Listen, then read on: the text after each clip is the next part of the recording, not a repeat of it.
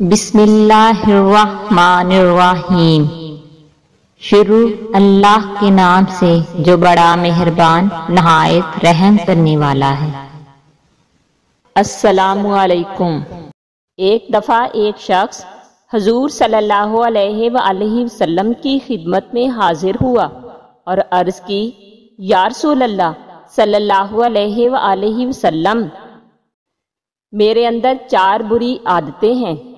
میں شراب پیتا ہوں، چوری کرتا ہوں، بدکار ہوں اور جھوٹ بھی بولتا ہوں۔ میں ان کو ایک ساتھ نہیں چھوڑ سکتا، ایک ایک کر کے چھوڑ سکتا ہوں۔ آپ صلی اللہ علیہ وآلہ وسلم فرمائیں کہ پہلے کون سی عادت کو ترک کروں؟ آپ صلی اللہ علیہ وآلہ وسلم نے ارشاد فرمایا، بس جھوٹ بولنا چھوڑ دو، اور جب اس پر پختہ ہو جاؤ تو مجھے آ کر بتا دینا۔ وہ شخص کچھ عرصہ بعد آپ صلی اللہ علیہ وآلہ وسلم کی خدمت اقدس میں حاضر ہوا اور عرض کی، یا رسول اللہ صلی اللہ علیہ وآلہ وسلم، میری ساری بری عادتیں ایک ساتھ ہی چھوٹ گئی ہیں۔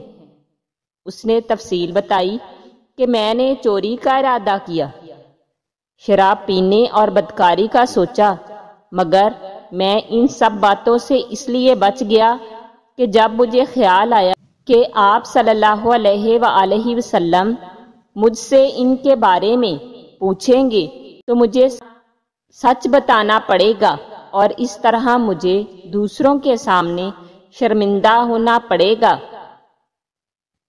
پہلے میں جھوٹ بول کر اپنے عیب چھپا لیتا تھا، اب غلط کام کر کے شرمندہ ہونا پڑے گا۔